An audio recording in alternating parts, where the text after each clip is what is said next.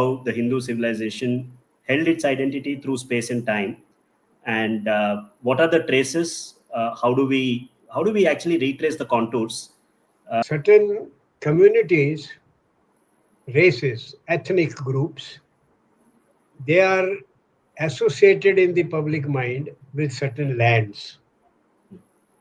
So, for example, now look at this word Hindu, and the word that has been used for this country through the Middle Ages for the last 1000 years by entire Asia, Hindustan. So, uh, unfortunately, our constitution skips that word because, as part of motivated intention, groups, some races, some ethnic groups, they continue to inhabit the same land for millennia. So much so that the name of the ethnic group becomes a part of the name of the land. I recall three tribes, Rgvedic tribes, that are mentioned in the Rgveda. The Balinas, Balinas are the Baloch. They are exactly where they were during the Vedic period. Pakhtas, Pakhtuns, Pakhtunistan, they are exactly where they were during the Rigvedic period. And Apritas, Afridis, they are in northern Afghanistan, they are exactly where they were during the Rigvedic period.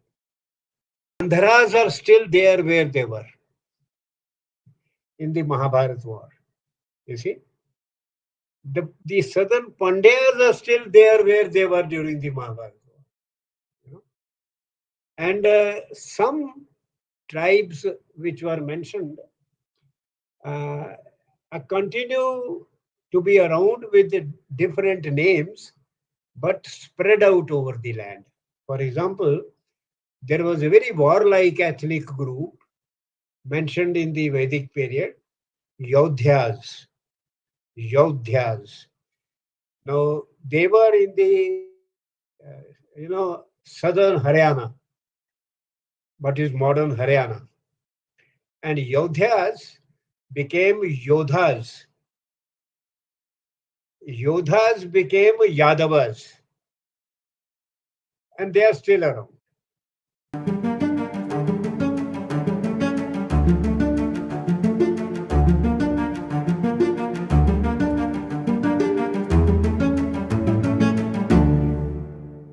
Namaste.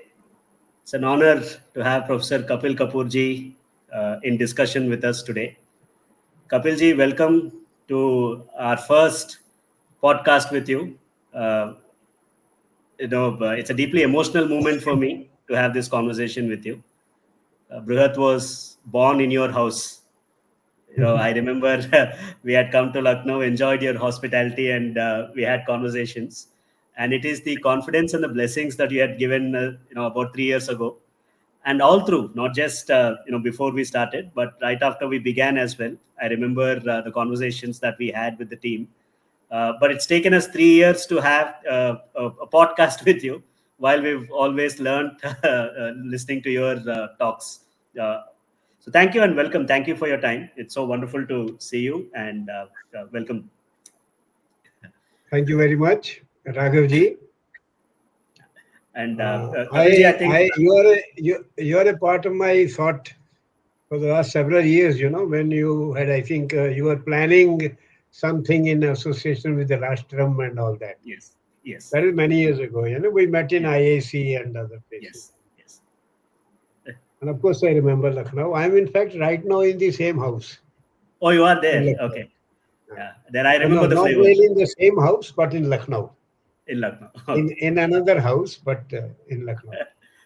Well, And I think my happiness is in this, that, as you know, I've been a little unwell, yes. to which is one way of putting it, and it's 3 months.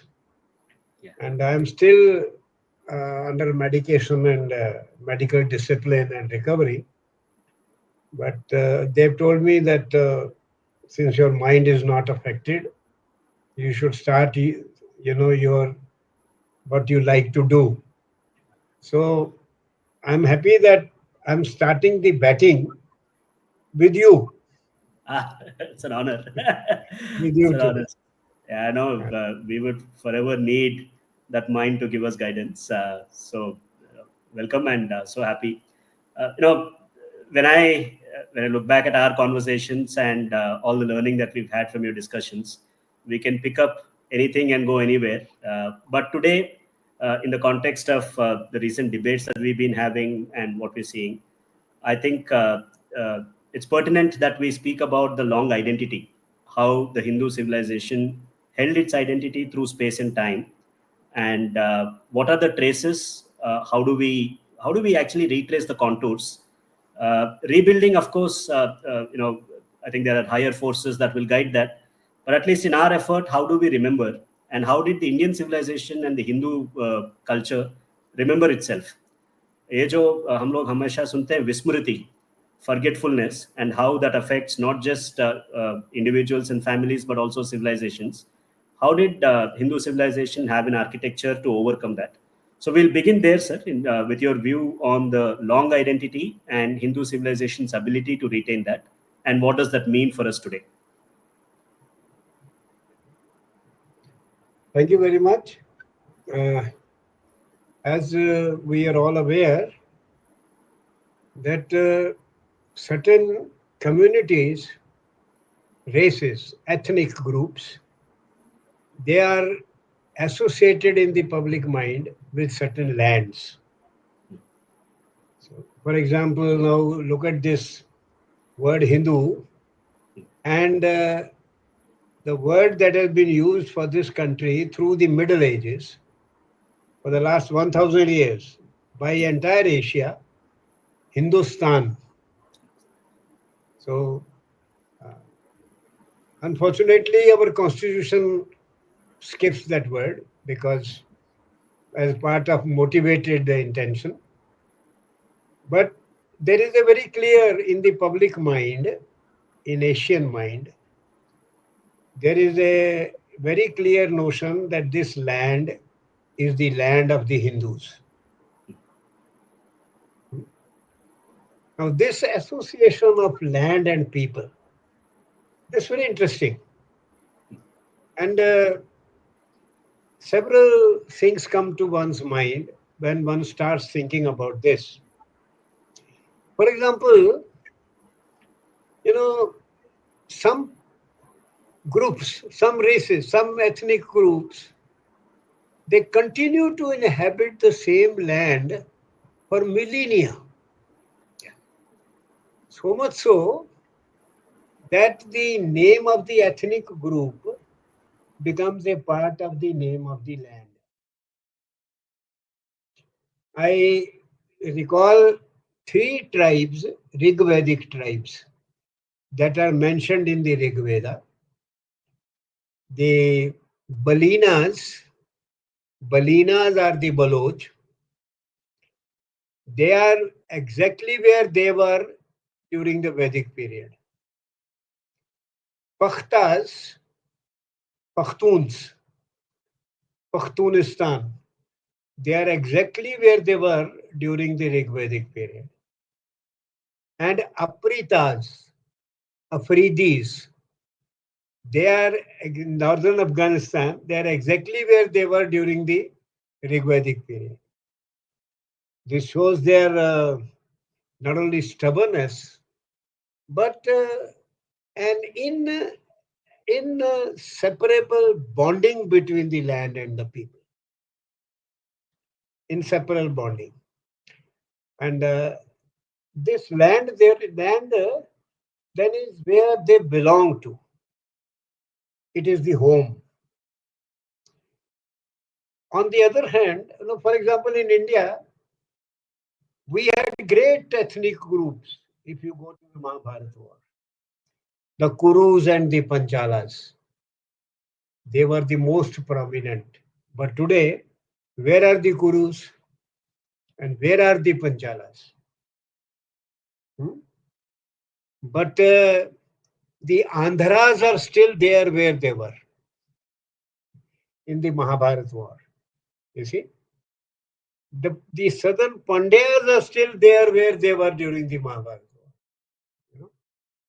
And some tribes which were mentioned uh, continue to be around with different names but spread out over the land.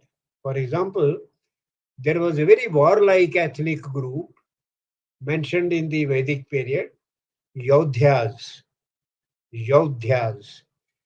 Now, they were in the, southern Haryana, what is modern Haryana. And Yodhyas became Yodhas. Yodhas became Yadavas, and they are still around. So they are Yodhas, fighters, hmm, very warlike people, and they are still around. And so some disappear, some get dispersed, some continue to inhabit, and some get dispossessed, like the Jews. They were dispossessed, and they were thrown out of the land. But unlike many others who have been thrown out, they have not forgotten. They have the memory, as you say. There's a part of their being. And they, for more than 3,000 years, they were, looking forward to one day going home. And they went home in 1948. And a number of people are there who are trying to throw them out again.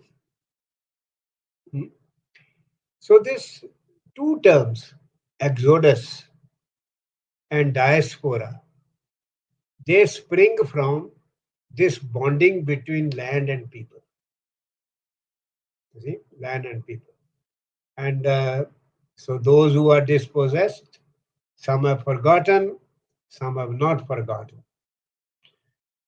You have the myth of the wandering Jew, which is an individual that is the one who is searching for alleviating knowledge. But it's a metaphor for the entire Jewish race wandering all over in the hope of going back home. So this is a very strong connection between land and people. And there are, you see, apart from this connection of ethnicity and the name being given by the ethnic group, what is it that binds people to the land? You know, it is the quality of the land. It is the land. It is the occupation history. How many generations have lived there? आजकल भी कई लोग कहते हैं ये आपकी जमीन नहीं है, मेरे बाप दादाओं की राख इसमें पड़ी है. You know what is it that it is? It's that your long occupation, your generations that are immersed in that land, immersed in that. But the quality of land, you see, there's something which makes it worthwhile. You know? And that's why they keep on. If it was not worthwhile, if it didn't have quality, they would have migrated out of that land. We have a migration history of so many people. You see, and great races have gone. Huns are gone. Sakas are gone. We don't know where they've gone, but they went out because they were not willing to be confined to where they originally belonged. They moved out, established empires, were resisted and thrown out, and then they dispersed, gone. So this is This bonding. So the quality of land. Now, for example, climate,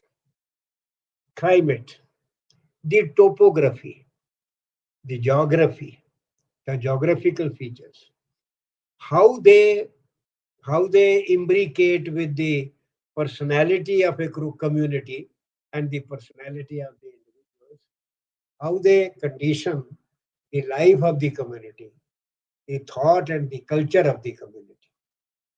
You see, and it's a kind of a mutual. You see, as the community deepens in its culture, living in that place, more sacred that land becomes for them, sanctified. You see, sanctified progressively. Now, uh, sacredness, therefore, sacredness of the geography, the land to which they are so bonded, is a sacred land for them, sacred land.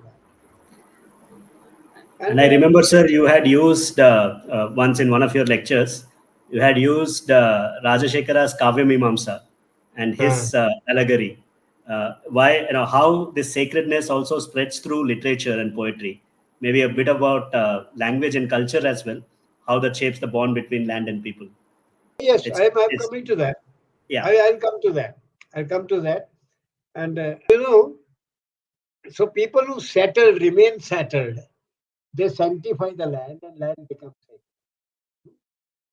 But then you have within that you have also cases of migration.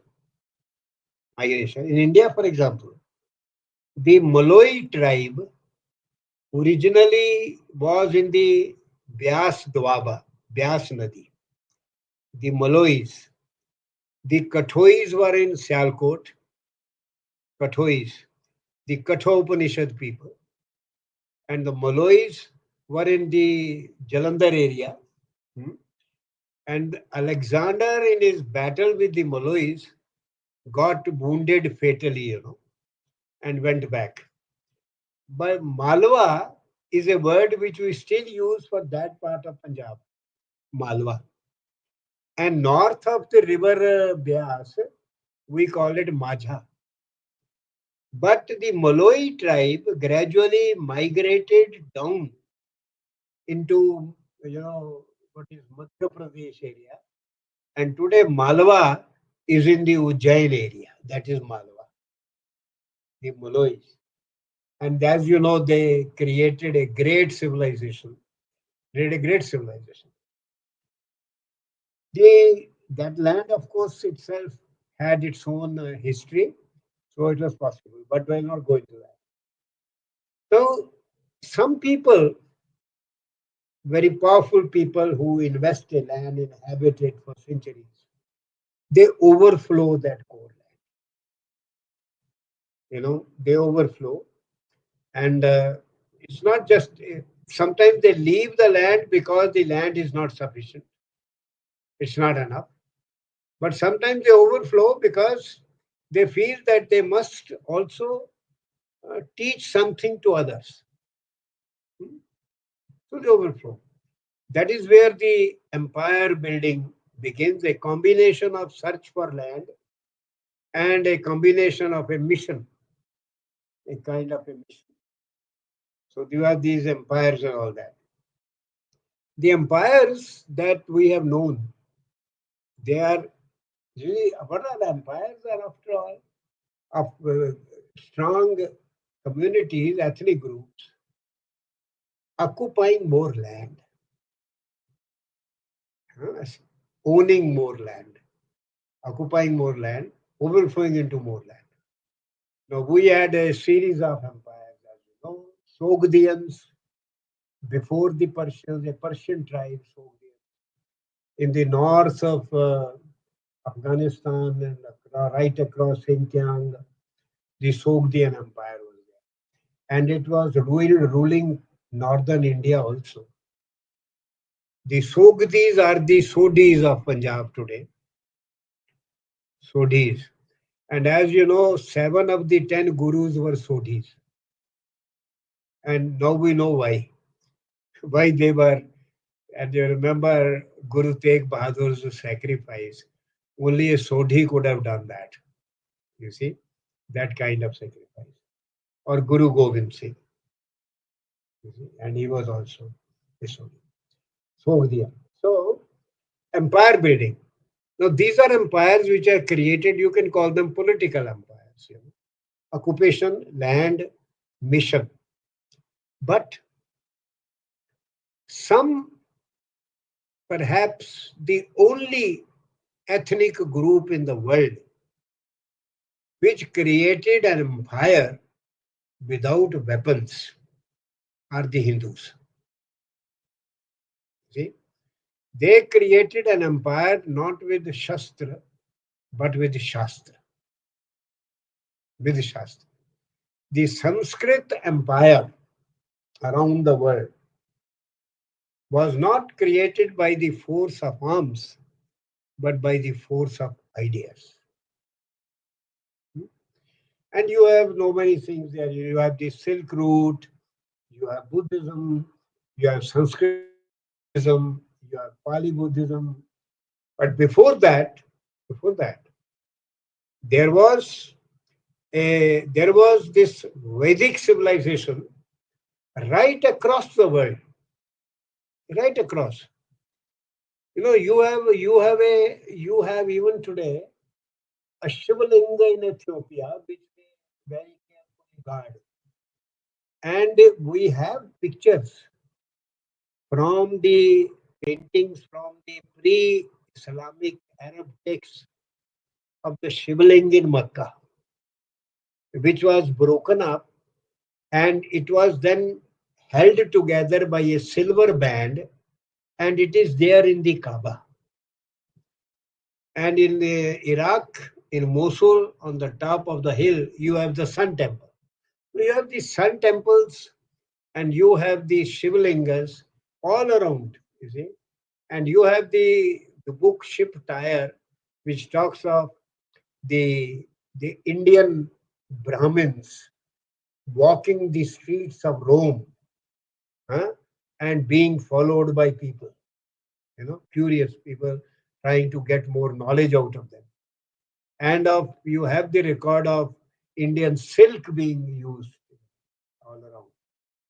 India in the second century, first century BC, first AD, had 33% of the world's GDP, even more than China to begin with. And it came basically from what? It came from food. India was the food basket of the world. Uh, I have, let me see, I will not, if I take out, will be distracted. There is an old Indian text which says that this land of Agni produces so much food that it feeds its people and also the people of the world. And very recently you had your country, your government giving 50,000 tons of wheat to Lanka, 50,000 tons of wheat to Afghanistan, and so much, and Pakistan every day asking for it, asking their government to get it. And an official spokesman on behalf of the government once said that if we are pushed, we can feed the world. You see, feed the world. So India was a food basket and India's first export. And when there were hungry people who didn't get it, they invaded India. They came for food first. Then they came for jewels. Then they came for gold, Golconda gold. You see, this gives you some idea of the land that the Hindus occupied and why the land is held sacred. So Bharatavarsha, it's a civilization which has a very long memory of 5,000 years. The other day I read a very good, wonderful statement by an by a European scholar who says that the West cannot defeat India, neither by weapons, nor politically, nor sociologically, nor ideologically, nor by economic pressure, because India is not a country, it is a civilization. When the West was able to colonize it, it had forgotten what it was. But today it has woken up, and you cannot defeat it now. Once they wake up to what they are inconquerable. You see, unconquerable. So a long memory civilization. Now, for example, Vishnu Purana, a first century AD text, describes Bharatavarsha. See, look at the geography of this land. It's a God created triangle with a top which easily lends itself to the shape of a woman and the conception of Mother India. You see, it's a shape like that. It is capped by the Himalayas, and its feet are washed by three oceans. On the west, you have the dry Suleiman Kirtar mountains, and on the right, you have the green hills of Myanmar. You see, now this holy or this God-defined territory is Bharatavarsha.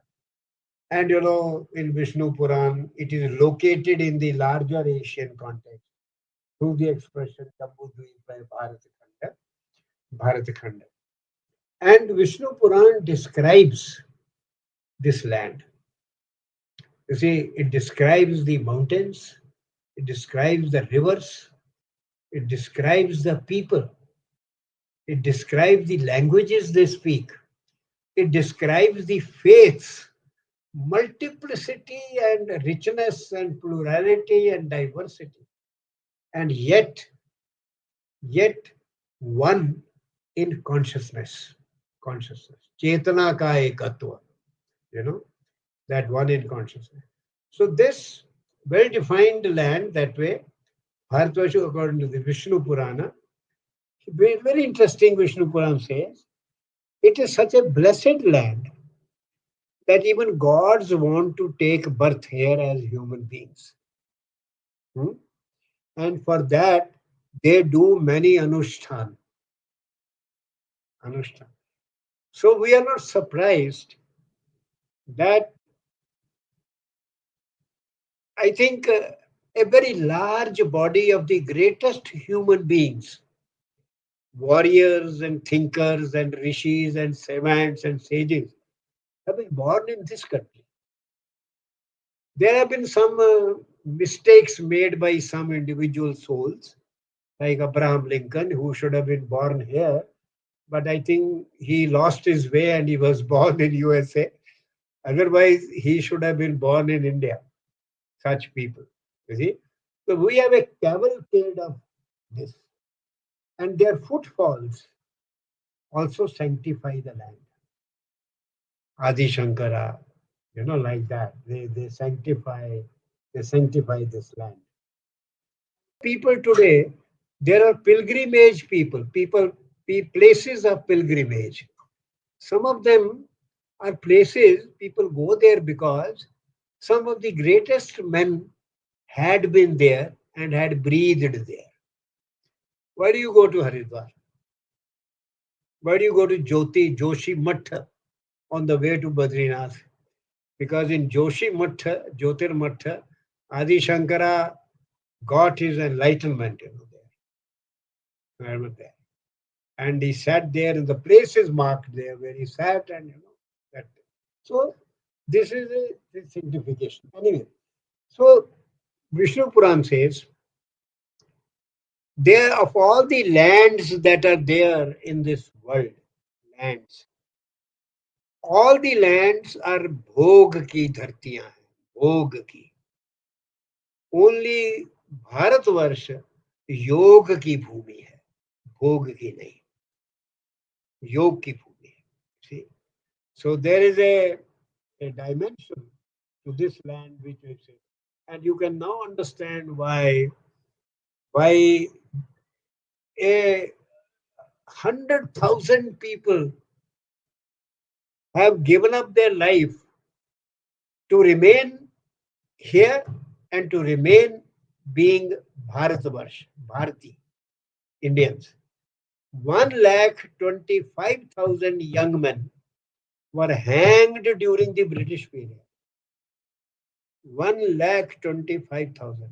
Show me any country in the world where 1,25,000 young men will be hanged because they refuse to be anything but what they are and where they are. See where they are. You have a classic case of a Socrates who didn't want to go out of Athens, preferred to take poison.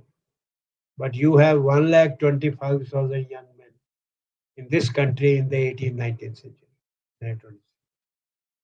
So this, uh, the topography, the Himalayas, which determines the climate. I must point out that our Vedic texts equate Bharat with Agni. This is very interesting, Raghavji. Atharva. Atharva means Agni and Atharva Veda. And the other god with whom there is contention and with whom Bharat is associated is Indra. Indra is needed because this is the land of Agni. Hmm? And at some stage of intellectual history, history of ideas, the Indian mind made Indra superordinate. Mm. Mm. Hmm? Mm. And you have that great story of Krishna as a child Mm. holding the mountain and preventing Indra from flooding and all. Yeah. I wish he was there in Uttarakhand yesterday. Yeah, it's, this, these are very symbolic tales, you see. it is, yes. Now, Atharva, the Indian people and the Iranian people Mm. are a continuum. Indians, Afghans, and Iranians. We are the same race, same ethnic group.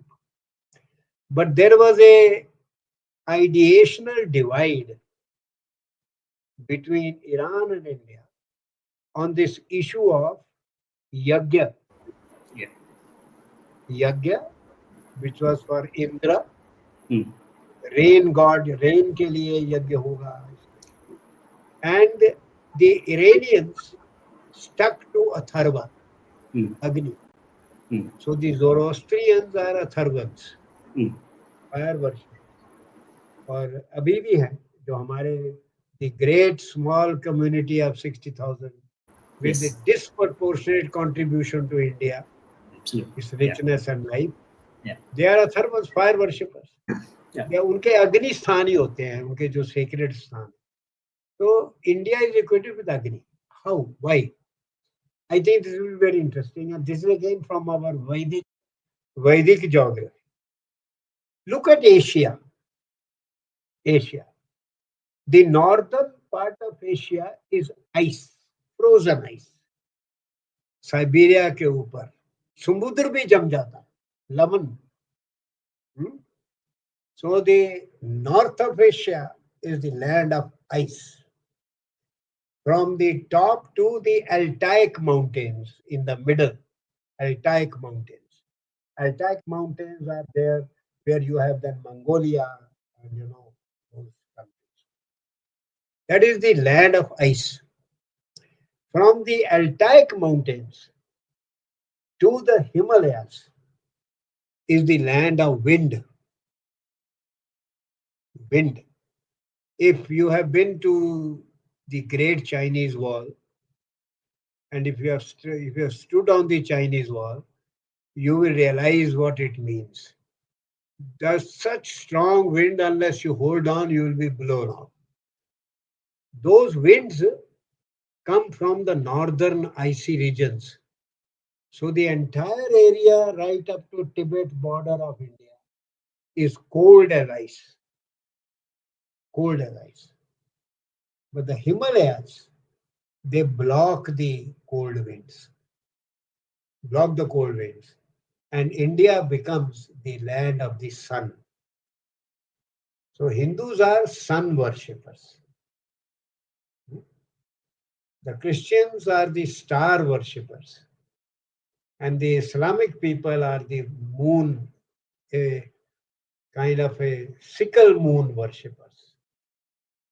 You see, not full moon worshippers, because we are also full moon worshippers. We are people of light, and we are day and night, sun and the full moon, see, like this. So there is this topography, this geography, this makes India the land of Agni, heat. तो Asia के तीन भाग हैं, ice, wind and fire, and India is the land of fire, अग्नि. सो ऋग्वेद का पहला मंत्र है अग्नि मीडे पुरोहितम, Hmm. अग्नि मीडे पुरोहितम. So with this quality of land, this quality of land, no, you can. I'm going to skip here, but one has to go into this also. What are the boundaries of this land? Yeah. Over here. Yeah. Well, the boundaries of all left with Suleiman, this, but then adjacent lands. If you read the Vishnu Purana and if you follow the uh, Greek and the other travelers and the historians, Herodotus and then Megasthenes and Payan and Keith Singh and others, you get an idea of what is Greater India. Greater India. Greater India is not manufactured by R.C. Majumdar. See, in his great work, Yeah. which was marginalized by the I know. communists, the history and culture of the Indian people, Hmm. 11 volumes. Yeah. You see, we did manufacture Greater India. Greater Yeah. India was there right from the beginning. And one great evidence is a Roman map of India Hmm. of about 3rd century. That Roman map is the map of Greater India, like this, Great India. And the quality of this land, this this Himalaya, the wind, the heat, the sun, and then the melting ice of the highest mountain in the world, and the great rivers and the alluvial zone. We are the only country in the world where, as you come down the highest mountains, you enter 1,000 to 1,500 kilometers deep and 2,000 kilometers across alluvial plains where food is produced by the great Himalayan rivers. Such is God's plenty even today that in Bihar, people before the Savan, they simply throw some seeds of ghia and tori and lauki, and they sit back, and then all through the 4 months they eat lauki, ghia, tori. They don't do anything. You see? So there was food, and there was there was the wealth of flora and fauna, and there were the Arabian Sea is called Ratnakar Sagar. The ancient Indians used to take out precious stones from the Arabian Sea. And the Golconda gold mines, for thousands of years, were the gold mines for the world. So you had everything. Therefore, we never developed the science of cartography, map making. We did not make maps how to go to China, how Hmm. to go to France, how to go to England, like that man who came, जो 15वीं शताब्दी में India आते आते America चला गया. But cartography has been along with geography an ancient discipline in the West. The Because explorations were there. they Yes. didn't have food, Mm. cold permafrost, no food, Mm. no juice, no richness. So they looked for places where they could go. Once I was asked by a British professor why you didn't don't have any cartography. I said because we don't need it. We have everything in our country. You need it because you are nothing. So Romans made maps, even of river Narmada. That as you go up river Narmada, Amarkantak, they say there are villages where rubies and pearls are sold like vegetables. You see? So this is the wealth of the country. This wealth gave you leisure, and that leisure produced thought, knowledge, culture, a civilization. We were able to build. And this land of milk and honey is one phrase. दूध दूध घी की नदियां बहती थी और दूसरा है सोने की चिड़िया golden sparrow. They describe this. So it's a blessed land. It was a blessed land always. And through its God's blessing, two kinds: nature, soil, climate, one. This is one. And great men and great minds who took birth there. This combination produced great thought, great thought. When the Western people or the rest of the Asians were half clad and maybe living on trees, Indians were busy composing the Vedas. You see? So this is the gap, and they will not be able to catch.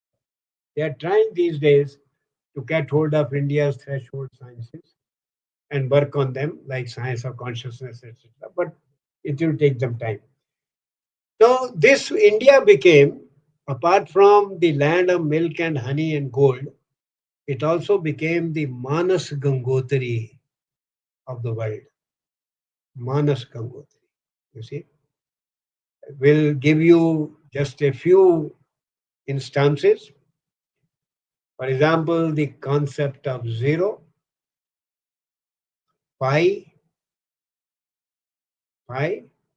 calculus, algebra, trigonometry, trigonometry, and numerals 1 to 9, 1 to 9. They are called these days by the Western people Arab numerals. But what do the Arabs call them? Hindse, Hinse, Hinse, Hijje, Hinse. They are from India, 1 to 9. And Shastra, Hinse. With Hinse, you create the Shastra. And with Hinsi, Hinsi, Hinsa, Hinsi and Hinsa. Hinsi is the woods, the steel with which the Arab armies made their swords and conquered the world. Shastra and Shastra. And Hinsi is the steel. And it was a woods steel, made in ordinary furnaces. लोहार बनाते थे अभी भी बनाते हैं बेलारी में कर्नाटका में you see ordinary people. So this see Hinsi and Hinse and the numerals and the zero and the pi and all the other things that I mentioned. You have the world's first book of mathematics, world's first book of geometry, world's first book of phonetics, world's first book of meter, world's first book of social sciences, world's first book of astronomy, and you can go on and on and on. So without these, there would be no human knowledge. But then it is not only ancient. अभी ये तो पुरानी बात है. In 19th century, Harvard Oriental series selected 123 texts, out of which three are, Buddhist and Pali and all that, but then let's say all Indian, and started the project of translating them into English. In 19th century, end of 19th century, 1891, the West thought it fit to access India's knowledge in 123 texts, which was then later, the 98th volume of that series has been published last year. They are still doing it, you see. And these are translated into all European languages. And then Max Muller, in Sacred Books of the East, 72 volumes in 50, 72 texts in 50 volumes. He translated. So 195 Indian texts. The West felt, they told us Sanskrit is dead. And because we were dead, we accepted it. Well, languages don't die, people die. The speakers die, the learners die. So they took to that knowledge. They have taken that. And that doesn't matter. Good. They have done good job. Today, that spirit of inquiry, which was once our feature, is now the feature of the West. Of course, they are also moving away from it now and passing the buck. And India is gradually recovering its, that relay race में होता है better. So India is trying to get back its battle. Anyway, so this Manas Gangotri and this and the third thing, Hinse, Hinsi, and Varnamala, alphabet. You see, look at the English alphabet. A vowel, B, C, D, then E, F, G, H, then I, 3, J, K, L, M, N, then O. Any system? No, no. But look at the Varnamala, garland of sounds. It's not a heap of sounds. You see? And if you look at the Indian Varnamala, mind you, all the Indian language, the alphabets of all the Indian languages have been derived from the powerful, I'm using this word powerful, strong model is a Chomskyan sense, created in Vajasani Pratishakya by Katyayana in the 4th century BC. Every Indian language is taken here and there, this sound, this sound, this sound. You from a powerful medal, you don't take the all. You select your varnas and sounds. And the end, it is that Varnamala, Indian Varnamala, which is the source of IPA, International Phonetic Alphabet. Henry Sweet, he said, I got the idea from the Hindi Varnamala. You know, that every symbol should stand for one sound. Unlike English, where S can be spoken in so many ways, F can be, you know, but in one.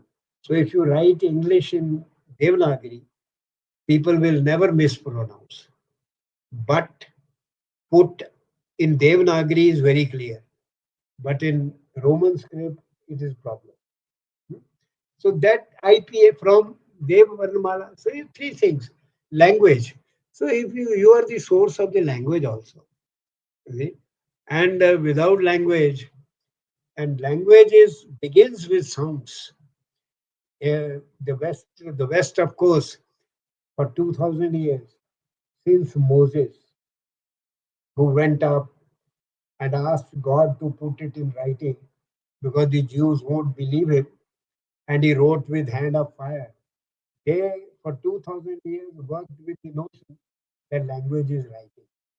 It is Saussure who corrected this, what is called the phonocentric revolution, and put across the Indian concept of language is speech, sound, boli. And by the way, Plato also considered speech primary, but he was a Greek, our half brother. He doesn't really belong to Western civilization, the Abrahamic. So this Manas Gangotri. So this, it overflowed, this knowledge. It sanctified the land, and the people living here became so powerful in ideas, and they had the power of instrumentality also. So that you have great kings in our history, like Vikramaditya. Very few people know that the pre-Islamic Arab texts mention Vikramaditya. That Vikramaditya came from India, huh, and brought education to us. You see, pre-Islamic Arab texts.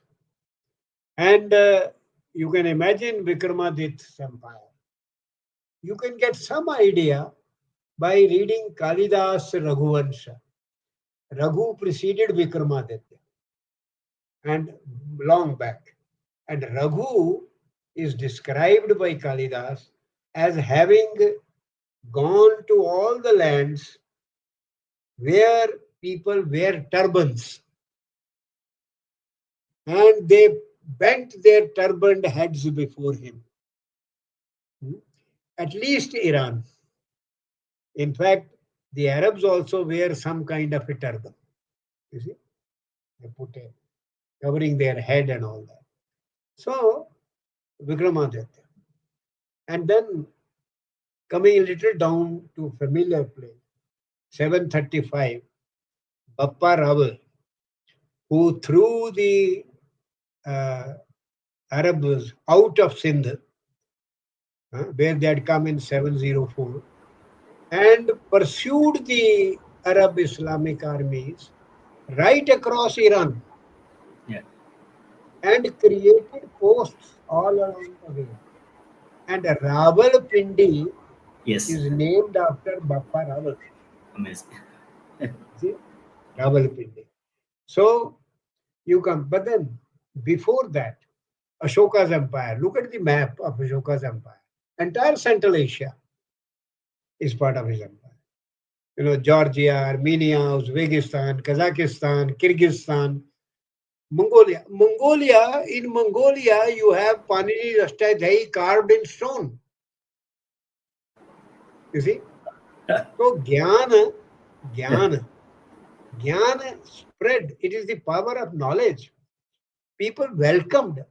The Indian kings did not really, you don't have any record that Kanishka killed 20,000 people to, no. The Indian kings were welcomed as redeemers who brought something positive to them. Ashoka, for example, he never posted armies. He put only inscriptions. Shahbazganj in Afghanistan. Huh? And he combined education with discipline. Huh? That the Devanam Priya wants everybody to live in peace and in harmony. So it was a very nice harmony suggestion that you be harmonious. Otherwise, he had a standing army of 5 lakh in those days. You see, because Shakti Shastra is protected by Shastra. No? Otherwise, it's not done. Anyway, so you have Vikramaditya, you have Raghu, you have before that, and then you have Ashoka's empire. You have Kanishka's empire. Kanishka to bordered of China tak. Xinjiang, right up to the time of Kanishka, Xinjiang was part of India. You see, and there is a narrative that during Ashoka period, some they had a Xinjiang people had a principle that the ruler must be born there. So one princess who was expecting was sent to Xinjiang, and she gave birth to a child there who became the king of Xinjiang.